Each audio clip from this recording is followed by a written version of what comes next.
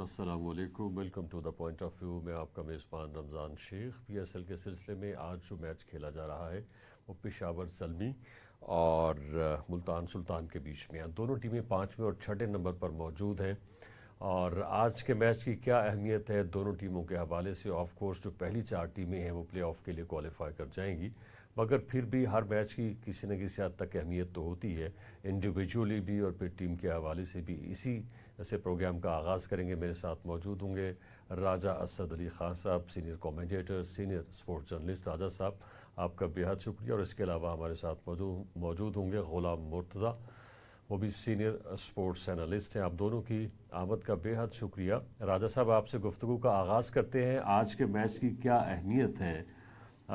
हम देखते हैं कि दोनों टीमें प्लेऑफ के लिए क्वालिफाई नहीं करेंगी क्योंकि 5वें और 6ठे नंबर के ऊपर मौजूद हैं, मगर फिर भी हार और जो जीत जो है वह ख़ास तरह का कॉन्फिडेंस भी देती है, कॉन्फिडेंस गिराती भी है।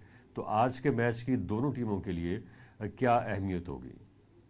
ज़ल्मी के देखें, उनके 6 पॉइंट्स हैं, तो Zalmi has a point two prove. वो अभी मुल्तान सुल्तान के बाद उन्होंने कराची किंग्स से एक मैच खेलना है। इनके पॉइंट 10 हो सकते हैं। मुल्तान सुल्तान के खिलाफ फेवरेट है, आपको याद होगा पिछले महीने 19 अप्रैल को उन्होंने 120 के करीब रन से शिकस्त दी थी इन्हें, तो वो favourite to start with Peshawar Zalmi की अगर बात करें। और ये they still in the race. Beside this अभी आप कुछ कह नहीं सकते, स्टिल वेरी ओपन। ऊपर की जो टीमें, जैसे आप शुरू में बता भी रहे थे कि उसमें Gladiators, Islamabad United, Karachi Kings, Lahore Qalandars है, पेशावर ज़ल्मी से ऊपर है, जबकि मुल्तान सुल्तान ने अपने तमाम कर लिए हैं। और ये ऐसी टीम है मेरे ख्याल में जिसको बदनसीब कहा जाएगा, क्योंकि उनके ऑनर जो है उनकी मुखासमत है टीवी से चल रही थी और वो ज़रा कि एक उनका जो अंजाम है वो अच्छा नहीं हुआ। एक अच्छी फॉलोइंग थी मुल्तान सुल्तान की, एक अच्छी टीम बन गई हुई थी। बहरहाल ये है कि ये इंपॉर्टेंट मैच है, इसको आप कुछ कह नहीं सकते कि ये from Zalmi point of view ये इनको जीतना होगा और मेरे ख्याल में they are the favourite to start with. बिल्कुल सही। गुलाम मुर्तज़ा, रिजवान के हवाले से बात करते हैं। रिजवान से जब किसी ने प्रेस कॉन्फ्रेंस के अंदर सवाल किया कि आपके ऊपर प्रेशर है, चूंकि आप पाकिस्तान क्रिकेट टीम के भी कप्तान हैं और आप मुल्तान सुल्तान के भी कप्तान हैं, उसने कहा जी मैं झूठ नहीं बोलूँगा, मेरे ऊपर प्रेशर है। तो अब जाहिर है कि बिल्कुल पाताल में गिरी हुई टीम है, 6ठे नंबर की टीम है, उसको जीत मिल नहीं रही है और उसके लिए बहुत तरस रही है। तो इस तरह का कॉन्फिडेंस के गिरा हुआ और एक फ्रेंचाइज की टीम को भी वो सही तरह से लीड नहीं कर पाए, खातिर खा कामयाबियाँ हासिल नहीं कर सके, तो इस तरह के गिरे हुए कॉन्फिडेंस के साथ फिर पाकिस्तान को लीड करना तो कितना मुश्किल होगा रिजवान के लिए, ख़ास तौर पे इस तरह की सूरत हाल के अंदर कि वो अपने आप को उठाए और फिर जो पाकिस्तान की कौमी टीम है उसकी क़यादत करे। जी बिल्कुल, किसी भी खिलाड़ी के लिए बहुत ज्यादा मुश्किल होता है। और अभी रिसेंटली क्योंकि पीएसएल से पहले पाकिस्तान ने दौरा किया न्यूजीलैंड का, तो उसमें उन्हें T20 का कप्तान हटा दिया गया था, सलमान अली आगा को कप्तान बनाया गया। एक तो वो प्रेशर था, दूसरा पीएसएल में उनकी जो टीम है वो बॉटम पे मौजूद है। 8 मैचेस खेले, 1 मैच जीते। और पिछले गुज़िश्ता सीजन की बात करें तो 3-4 सीजन वो लगातार फाइनल खेलते हुए आ रहे थे, उनकी परफॉर्मेंस बहुत अच्छी थी। लेकिन इस साल उनकी जो परफॉर्मेंस है वो सबके सामने है और बुरी परफॉर्मेंस है और उनके ऊपर तनकीद भी होती रही। और ये बात ठीक है, किसी भी खिलाड़ी को प्रेशर तो होता है, ये कहना दुरुस्त है बिल्कुल उनका कि प्रेशर होता है। और कोई भी खिलाड़ी बतौर कप्तान खेल रहा हो, चाहे वो एज ए इंडिविजुअल खिलाड़ी के तौर पर खेल रहा हो, तो उसके ऊपर प्रेशर होता है। और इनको तो पीएसएल से बिल्कुल थोड़ी देर पहले ही कप्तानी से हटाया गया, एक तो वो भी प्रेशर है। और मुझे लगता है कि आज के मैच में वो चाहेंगे कि अपनी टीम को मैच जितवा के अच्छी नोट पे फिनिश करना, क्योंकि अभी उनके 2 पॉइंट्स हैं और 2 मैचेस उनके रहते हैं, जिसमें आज पेशावर ज़ल्मी के साथ मैच होगा, उसके बाद कोयटा ग्लैडिएटर के साथ उन्होंने मैच खेलना है। तो वो चाहेंगे कि 6 पॉइंट्स के साथ अपना फिनिश करे, टीम का अच्छा मुराल हो, अगले सीजन के लिए अच्छा नोट के ऊपर वो ये पीएसएल इख्तिताम पजीर हो उनका। तो वो चाहेंगे, प्रेशर तो उनके ऊपर जरूर है, ये तो बात दुरुस्त है। राजा साहब, हमने देखा है कि बाबर आजम ने ग्रेजुअली इम्प्रूव किया है, उनकी फॉर्म बेहतर हुई है और आखिरी जो मैच था बिल्कुल उन्होंने बहुत ज़बरदस्त इनिंग खेली, टीम को संभाला दिया और मैच को आखिर तक लेके गए, मैच को फिनिश किया। और उसके बाद जितने भी क्रिकेटर्स हैं जो उसके ऊपर तनकीद कर रहे थे, ख़ास तौर पर जो एनालिस्ट होते हैं, तो उन्होंने बड़ा सराहा उनकी परफॉर्मेंस को कि एक मैच्योर इनिंग थी और हमें वो जिस बाबर आजम की हम तवक्को करते हैं या जो मशहूर है वो वाला बाबर आजम नज़र आया। तो लग रहा है कि जैसे जैसे टूर्नामेंट ख़त्म हो रहा है तो बाबर आजम अपनी फॉर्म में वापस आ रहे हैं। बात है कि दोनों रिजवान भी और Babar Azam they have been कहा गया arrested but they have been drop from T20 cricket. ये पता नहीं किस तरह के कप्तान हैं। मैंने दुनिया के बड़े बड़े कप्तान सुने हैं, देखे हैं, कभी किसी ने ये नहीं कहा कि मेरे पे बड़ा दबाव है। सवाल करने वाले भी जो मीडिया में इनसे सवाल करते हैं उनकी भी बहरहाल जुर्रत को सलाम है, ये उनकी काबिलियत को कि जनाब ये आप पे क्या दबाव है। दबाव क्या है? आप पे मुश्किलें इतनी पड़ी हैं, सारी आसान हो गई हैं, आप गुडी गुडी बातें कर रहे हैं। अब रिजवान मीडिया के सामने ये बातें करते हैं कि let's see the other teams play. फिर उधर न्यूजीलैंड में भी ये बयान उन्होंने ऐसे दिए थे। मैं नहीं समझता कि ये कोई ऐसी अल्टीमेट चॉइस है टू लीड पाकिस्तान टीम। ये इस तरह की बातें कप्तान नहीं किया करते। बहुत बड़ा प्रभाव ये फ्रेंचाइज क्रिकेट है। मुझे बताएं, फ्रेंचाइज क्रिकेट में अभी कह रहे हैं सारे दुनिया जहां की क्रिकेट खेल के कि मुझ पर बड़ा प्रेशर है। तो किस चीज का प्रेशर है? आप तो कतार आपने मैचेस हार लिए हैं, अब आप सुकून लें। और कप्तानी जो है ना इनके वैसे इनको सूट नहीं की, लाजवाब क्रिकेटर, लेकिन ये है कि उनको सोच समझ के बात करनी चाहिए। और जहां तक आज के मैच का ताल्लुक है, मुल्तान सुल्तान को कॉन्सोलेशन विक्ट्री चाहिए एंड वी शुड प्रे कि वो कुछ अच्छा परफॉर्म करे। लेकिन उधर कोटा ग्लैडिएटर जो है, जल्मी जो है, they would be striving hard to get through the final four. वो अपने इम्कान जो है उनको उनके लिए सर तोड़ कोशिश करेंगे। ठीक है गुलाम मुर्तज़ा, हम देखते थे कि माजी के अंदर जो कप्तान होते थे वो बिल्कुल ये जाहिर नहीं होने देते थे कि वो परेशान है या उनके ऊपर किसी किस्म का कोई प्रेशर है। और आपको याद होगा कि वर्ल्ड कप के फाइनल का जो मैच था 1992 का, उस वक्त जो है इमरान खान ने किस किस्म की शर्ट पहनी हुई थी, उनकी बॉडी लैंग्वेज कैसी थी और गूस्ट की जो बॉडी लैंग्वेज थी वो कैसी थी।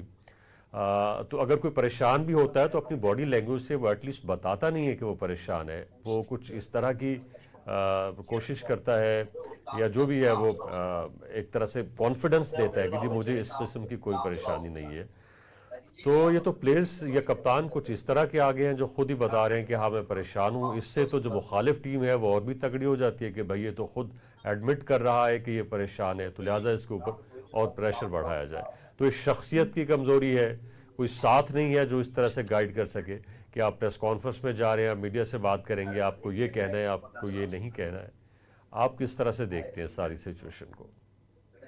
जी, कप्तान को हमेशा जो अपनी फीलिंग्स है, खासकर कोई भी ऐसी कि अगर उसे किसी भी चीज़ का लाइक उनके ओपोनेंट अच्छी टीम है तो वो भी अपने जो ख्यालात होते हैं, अपने एहसासात होते हैं, उन्हें अगली टीम को भांपने के लिए मौका नहीं देना चाहिए। और साबिक अदवार में ऐसे कप्तान ज़रूर रहे हैं। पाकिस्तान के इमरान खान की आपने बात की, और भी बहुत बड़े बड़े कप्तान हैं। तो अपनी जो कमज़ोरियाँ होती थी उनको भी वो अया नहीं होने देते थे, क्योंकि अगर आप अपनी कमज़ोरियाँ अया करते हैं तो आपकी टीम का मोराल भी नीचे जाता है। तो इसलिए कप्तान को तो अपना कॉन्फिडेंस और ज़्यादा मजबूत करना चाहिए और ज़्यादा दिखाना चाहिए कि वो जो खामियाँ है कि वो भी खामी उनकी खामी नहीं है। तो ये मैं समझता हूँ कि कप्तान को बहुत सारी चीज़ों के ऊपर देखना भी पड़ता है। और रिजवान ने जिस तरह की बात की, मुझे लगता है कि वो पाकिस्तान क्रिकेट बोर्ड को पैगाम देना चाहते हैं, क्योंकि उन्हें कप्तानी से हटाया गया T20 की, उन्हें टीम से ड्रॉप किया गया, बाबर आजम को भी टीम से ड्रॉप किया गया। तो मुझे ऐसा दिखाई देता है कि रिजवान जो है वो पैगाम दे रहे हैं पाकिस्तान क्रिकेट बोर्ड को, क्योंकि उन्होंने उनको कप्तानी छीन ली और उसके बाद सलमान अली आगा को कप्तान बनाया। PSL के हवाले से बात हो रही है। आज मुल्तान सुल्तान और पेशावर ज़ल्मी के बीच में मुल्तान क्रिकेट स्टेडियम में एक मैच खेला जा रहा है। पेशावर ज़ल्मी 5वें और मुल्तान सुल्तान 6ठे नंबर पर मौजूद हैं। मेरे साथ मौजूद हैं गुलाम मुर्तज़ा और राजा असद अली खान साहब। मुर्तज़ा, आपकी तरफ आऊँगा। ब्रेक से पहले हम मोहम्मद रिजवान के हवाले से बात कर रहे थे, उनकी कैप्टनसी जो है उसको हम डिस्कस कर रहे थे। बहुत आवाज़ें उठती थी कि जी रिजवान को कप्तान बनाया जाए, रिजवान बहुत अच्छे हैं, प्रेशर में जो सिचुएशन होती है उसको बहुत अच्छे तरीके से हैंडल करते हैं। मगर हमने देखा है कि जब से रिजवान कप्तान बने हैं वो बिल्कुल एक्सपोज होकर रह गए हैं। जिस तरह से अभी ऑफ द रिकॉर्ड आप बता रहे थे कि उन्होंने डोमेस्टिक के ऊपर बड़ी अच्छी कप्तानी की है और एक ख़ास तरह का उनका ट्रैक रिकॉर्ड है, तो ऐसा नहीं है कि वो एकदम से कप्तान बने। मगर इसके बावजूद हम देखते हैं कि जब वो इंटरनेशनल लेवल के ऊपर आए हैं तो बिल्कुल बिखर के रह गए हैं। उनके सारे फैसलों को इस वक्त जो है तनकीद का निशाना बनाया जा रहा है। टीम उनसे इकट्ठी नहीं हो रही, फैसले उनके अच्छे नहीं जा रहे, टीम मुसलसल हार रही है, तो कहाँ उनसे गलती हो रही है? क्या कहेंगे इस हवाले से? जी, जब टीम हारती है तो तनकीद ऑब्वियसली सबसे पहले कप्तान पर होती है। तो अगर उनको कप्तान बनाने के हवाले से बहुत ज़्यादा कैंपेन भी चलाई जाती थी। साबिक क्रिकेटर्स उनको कप्तान बनाने के हक में बोलते भी थे। शाहिद अफरीदी की बात करें तो वो अपने दामाद से ज़्यादा रिजवान की बात करते थे कि उनको कप्तान बनाया जाए। डोमेस्टिक में उन्होंने अपने केपी रीजन को 4 डे टूर्नामेंट जितवाया, उन्होंने 1 डे टूर्नामेंट जितवाया, उन्होंने T20 टूर्नामेंट जितवाया, मुल्तान सुल्तान को चैंपियन बनाया और 3 फाइनल खेलने का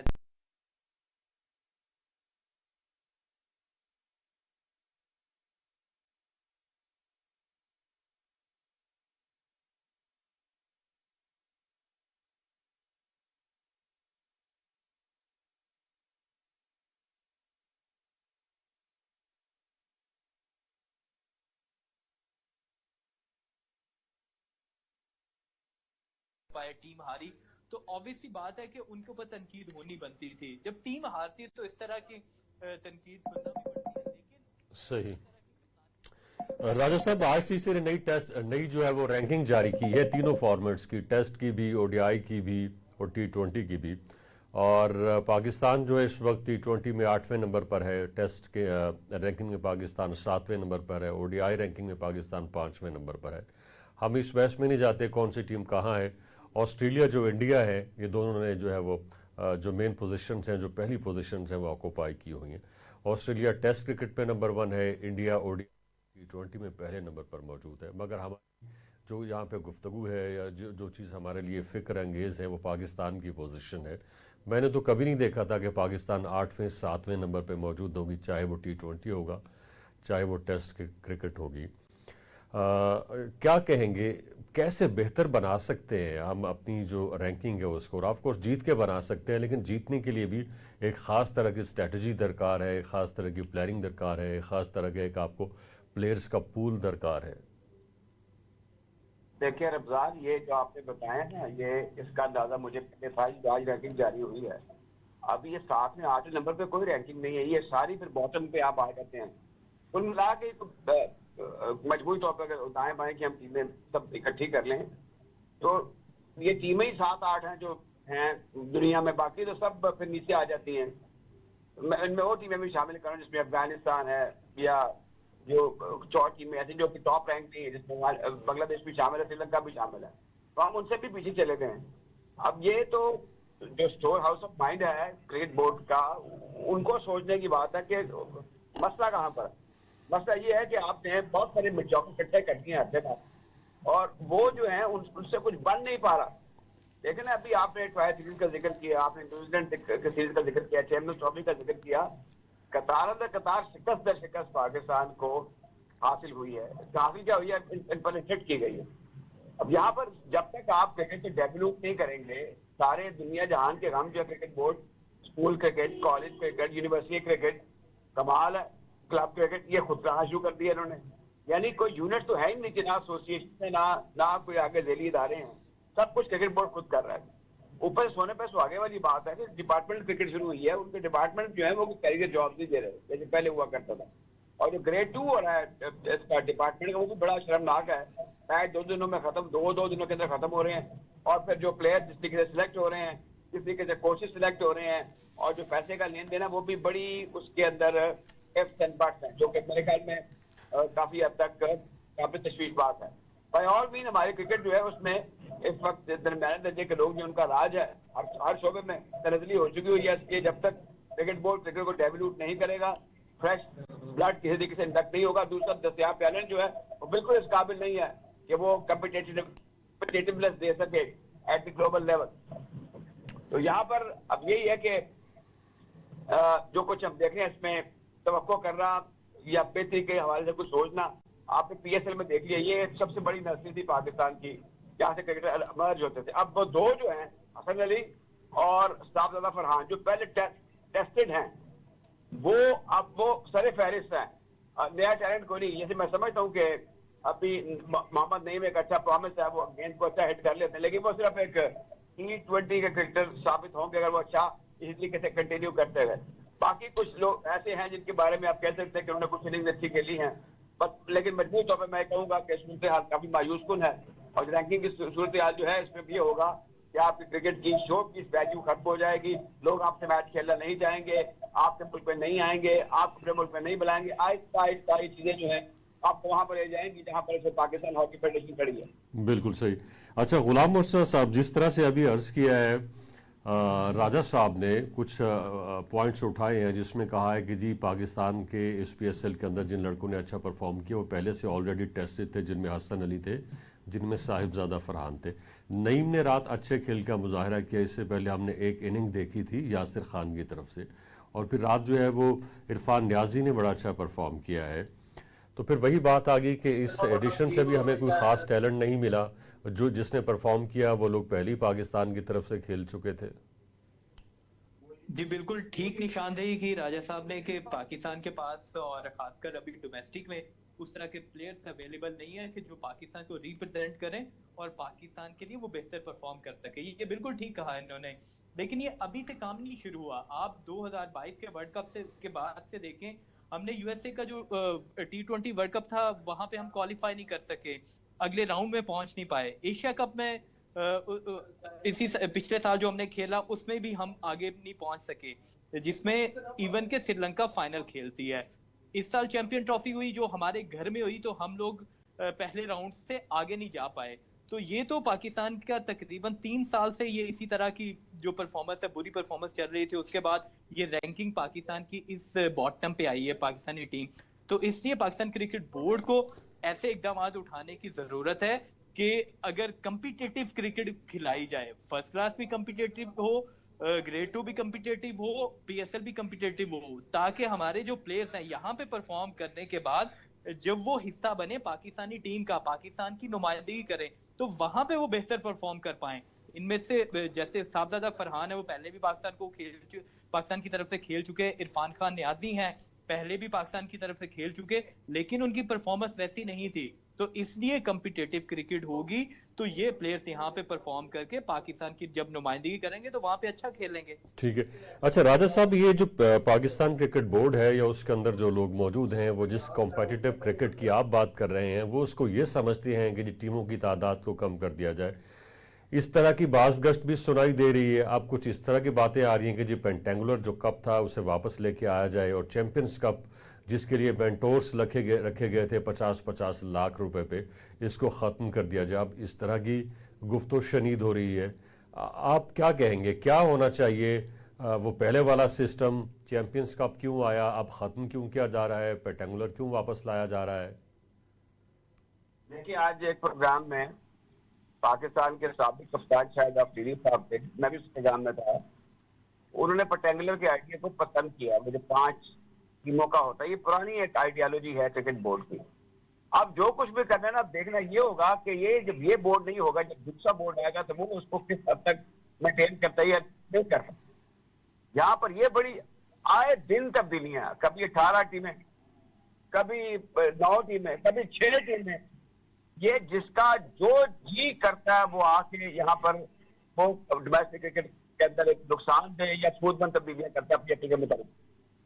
अब आज आप ये जो इस वक्त बोर्ड का जो सेटअप है, ये बहुत सारी तब्दीलियां कर रहे हैं। एक चीज जो मुस्तकिल है वो वही है जो लोग मुख्तलिफ पोजीशन पर हैं, उनमें कोई तब्दीली नहीं आई। बाकी स्ट्रक्चर चेंज करते हैं, टीमों की वो जो तादाद है उसमें तब्दीली करते हैं, स्कूल क्रिकेट कॉलेज इतनी फैला दिया इन्होंने, और फिर उसके बाद टैलेंट हंट शुरू हो गया है। अब मुझे नहीं समझ में आ रही कि ये इतना कुछ तब्दीली करने के बाद, इतनी कागजों के बाद, मैं आपको यकीन दिला देना चाहता हूँ कि इसमें अकेला क्रिकेट बोर्ड इन्वॉल्व नहीं है। हम समझते हैं कि सारा कुछ जो बर्बादी है उसमें पेरेंट्सहुड भी है, उसमें सोसाइटी भी है, मुआशरा भी है, आपका सोशल सिस्टम भी है। यहाँ पर ग्रीड है पेरेंट्स को कि बगैर क्रिकेट खेले क्रिकेटर बन जाए।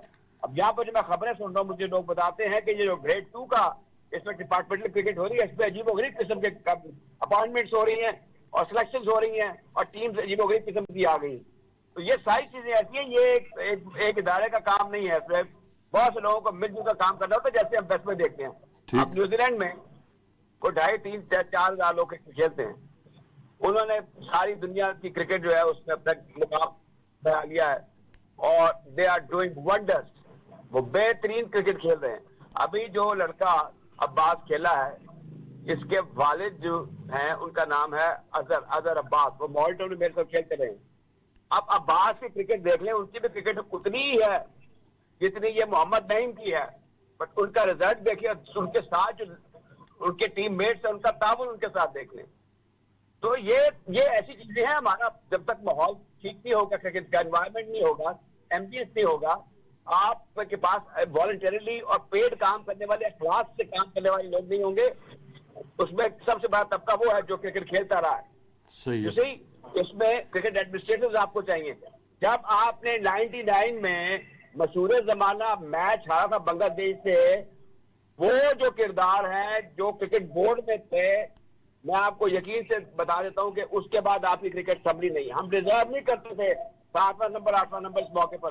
क्या शानदार हमारा ट्रैक रिकॉर्ड है हर टीम के खिलाफ, लेकिन हमने ऐसा रिवर्स गेयर उसके बाद लगाया। अब आप क्या कहेंगे? अब यही कहेंगे ना कि 6वां नंबर है, 7वां नंबर है, 8वां नंबर है, ये पाकिस्तान की क्रिकेट है। हमें तो इस वक्त टॉप पर होना चाहिए था। बदकिस्मती है, अफसोस है, और हम पके अफसोस ही मिलते रहेंगे। और आप इर्द गिर्द देख लें कि दुनिया में क्रिकेट जो है और दूसरी खेलें कहां से कहां तक पहुंच गई हैं। आप इर्द गिर्द देख लें, आप अफगानिस्तान में पाकिस्तान के प्रोफेशनल फुटबॉलर जाके फुटबॉल खेल रहे हैं। श्रीलंका में हमारी दो अभी ये टीम जा रही है खवातीन की टेनिस की, वहां पे टेनिस हो रही है इस लेवल की। फिर उसके बाद आप दूसरी खेलें देख लें, सारी खेलों में बशमूल स्पोर्ट्स में भी हम पिछड़े हुए हैं। कोई चीज ठीक नहीं है। इसमें सरकार का एक किरदार है, पेरेंटल रोल है, जो कि वो नहीं कर सके अभी तक, और हम सबका भी इसमें हिस्सा है। हम जो बात करते हैं बगैर किसी एंगल से करते नहीं, टीवी में बैठ के।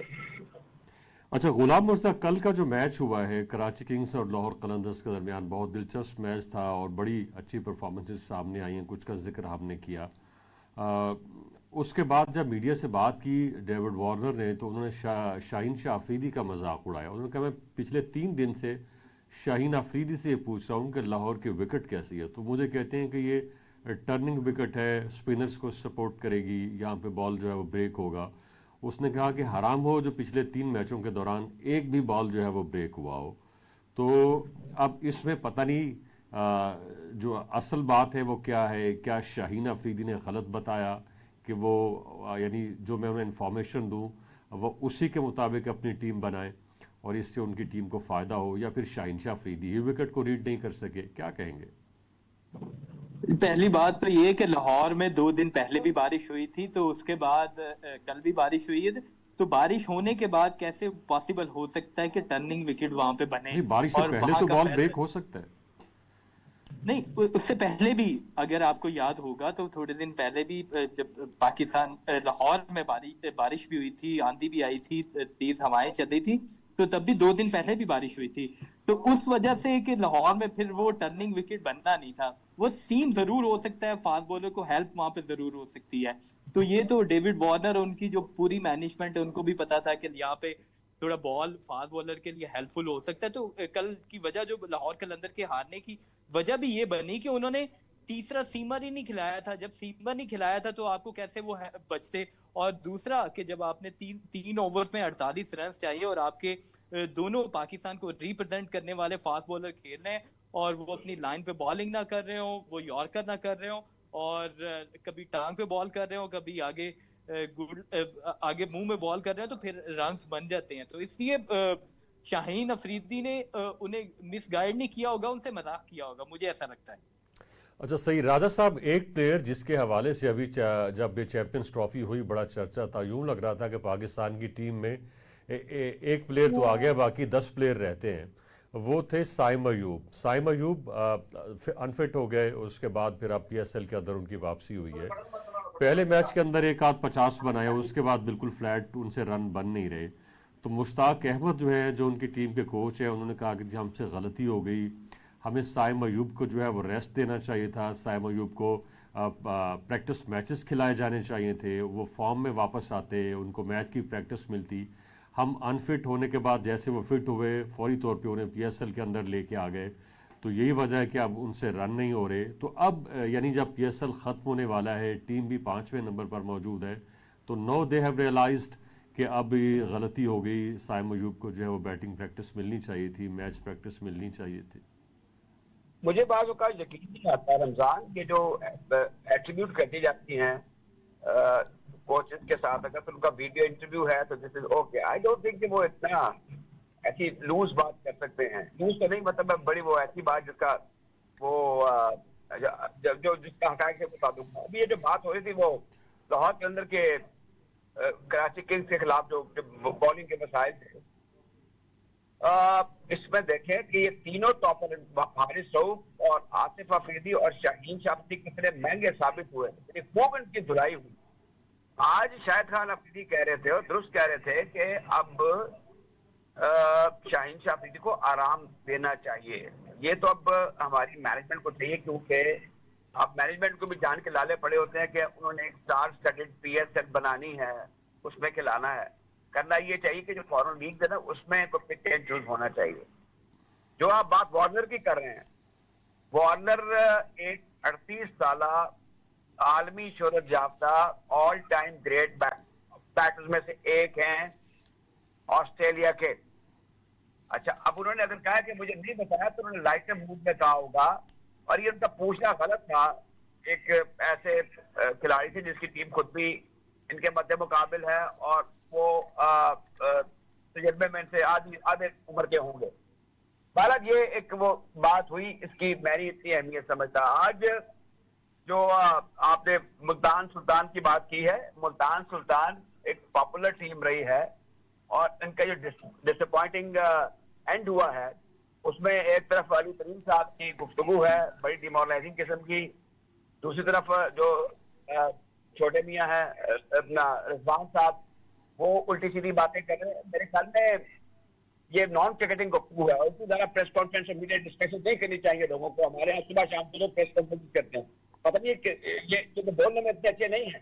मैंने कहा जब तक इनकी लोक पलक ठीक ना कर ले क्रिकेट बोर्ड या जो हाई परफॉर्मेंस सेंटर है, इनको माइक्रोफोन के करीब नहीं आने देना चाहिए। इससे बड़ा बुरा इंप्रेशन पड़ता है और बाज़ का तो मजाक भी होता है। तो जहां तक ओवरऑल पीएसएल का ताल्लुक है, मेरे ख्याल में ये इसकी जो स्मूथ सेलिंग है, ये रमजान मैं समझता हूँ कि अंडर सर्कमस्टांसेस जब आपकी टीम जो है, आपने खुद ही अभी रैंकिंग आज की बता दी आईसीसी की, आप कहीं स्टैंड नहीं कर रहे, आपने शिकस्तें इतनी खाई हैं और आपने जब भी वर्ल्ड कप का जिक्र किया, मुझे पता है किस कोई यकीन आएगा कि 119 रन भी आप इंडिया के खिलाफ कर सके, आपकी दुनिया बदल जानी थी। बड़ा अच्छा मौका था। यही आप बाबर आजम थे, यही वो अमाद वसीम थे जो हमारी शिकस्त के किरदार हो सकते हैं। तो हम चीजें बड़ी जल्दी भूल जाते हैं। अब बड़ा जरूरी है कि आप फ्रेश इंडक्ट करें बड़ी केयरफुली। आप पूरी टीम को रिवैम्प नहीं कर सकते। अब ये जो पीएसएल हुई है, मेरे ख्याल में देख लें, अगर मोहम्मद नईम कंसिडरेशन हो सकते हैं तो इट वुड बी राइट या तो मौका दिया जाए। T20 के मार धाड़ वाले एक अच्छे बैटर मुझे दिखाई देते हैं। अगर अब साफदार को भी देखने, फरहान को भी, उनके रिकॉर्ड नंबर ऑफ रन है T20 चैंपियनशिप में और पीएसएल में भी। तो लेट्स होप कि हमें पूरी उम्मीद रहना चाहिए, लेकिन हकायक यही बता रहे हैं कि let's take the better. Bangladesh की टीम एक बेहतर टीम है, फुल मेंबर है आईसीसी की, उनकी साइड पर बड़ी शानदार विकेट्स हैं और जो कुछ उन्होंने टेस्ट सीरीज में पाकिस्तान के खिलाफ किया था सितंबर में, वो सबको याद है। किस तरह आप 26 पे 6 आउट करने के बाद उसे 250 करा के आप मैच हार गए। ये अजीब किस्म की हैं खबरें और इसके जो अजीब किस्म के फास्ट रिकॉर्ड है पाकिस्तान। सही है। जहाँ तक कप्तानी का ताल्लुक है, वो भी हम स्ट्रगल ही कर रहे हैं, हमें कप्तान भी कोई ठीक नहीं मिल रहा।